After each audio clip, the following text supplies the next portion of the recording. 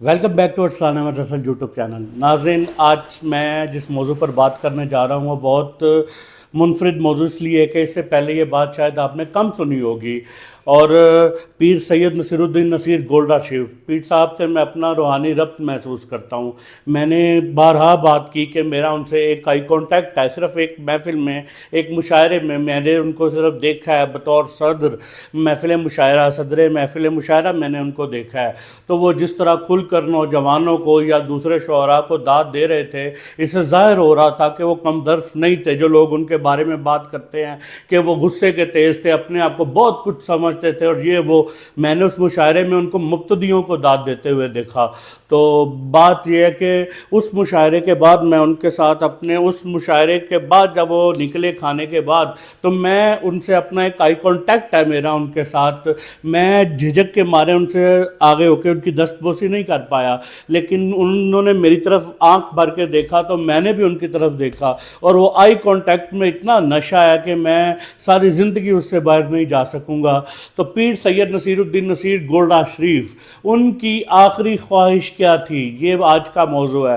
اور یہ بہت کم لوگوں کو پتہ ہے کہ پیر صاحب زندگی کے آخری دنوں میں کیا چاہتے تھے. وہ کیا بڑا کام کرنا چاہتے تھے جس کی اللہ تعالیٰ نے ان کو مہلت نہیں دی. اس میں بھی ظاہر ہے کوئی حکمت ہوگی، کوئی تقاضا ہوگا اللہ تعالیٰ کی حکمت کا. لیکن پیر صاحب کیا کرنا چاہتے تھے اور اس کا ذکر انہوں نے کس سے کیا؟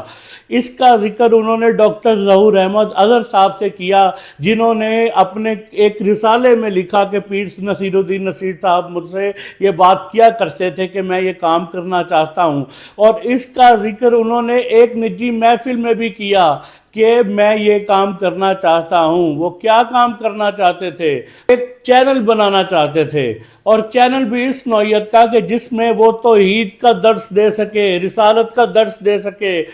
جو صحابہ اور اہل بیت کے مراتب ہیں ان پر بات کر سکیں، کیونکہ پوری دنیا میں جس وقت ان کا وصال ہوا، پوری دنیا میں اس وقت لوگ تصوف سے، جو حقیقی تصوف ہے، اسے متنفر ہوتے جا رہے تھے، کیونکہ شعبدہ بازوں نے جگہ لے لی تھی. اور پیر سید نصیر الدین نصیر کی وہ واحد آواز تھی اس دور میں جو اٹھ رہی تھی کہ اللہ رسول کا دروازہ نہ چھوڑو.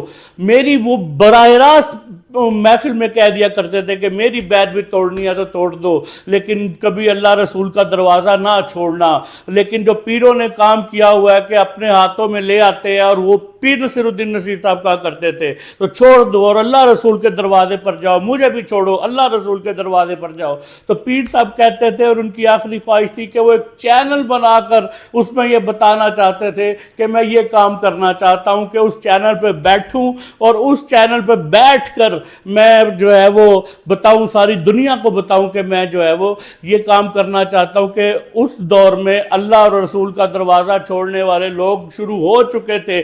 آج جو کچھ حال پیران عظام نے کر چھوڑا، وہ اس وقت بات کر رہے تھے کہ یہ کام نہ کرو، غوث پاک کے در پر چلے جاؤ، وہ تمہیں مولا علی کے در پر لے جائیں گے، اور مولا علی رسالت، جناب رسالت مآب صلی اللہ علیہ وسلم کے در پر لے جائیں گے، اور وہاں سے راستہ سیدھا اللہ کے دروازے تک ہے.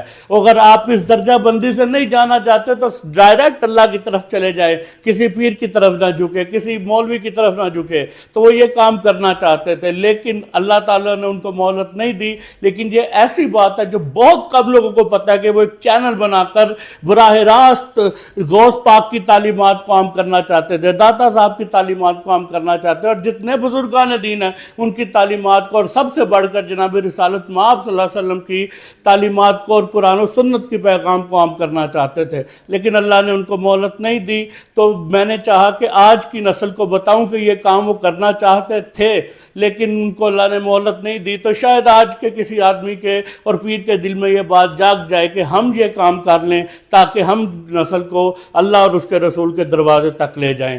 تو آج کی اس ویڈیو میں یہی بتانا چاہ رہا تھا کہ پیر سید نصیر الدین نصیر گولڈا شریف رحمت اللہ تعالیٰ علیہ یہ کام کرنا چاہتے تھے. تو پیر صاحب نے خود کیا کام کیے، ان کی کتنی جہاد ہیں، ان کو کتنا بڑا ان کا قد ہے، کتنا بڑا ان کا یعنی کام ہے، اس پر انشاءاللہ ایک اگلی ویڈیو میں بات کریں گے. اس کے ساتھ ہی مجھے اجازت دیجیے. اللہ حافظ.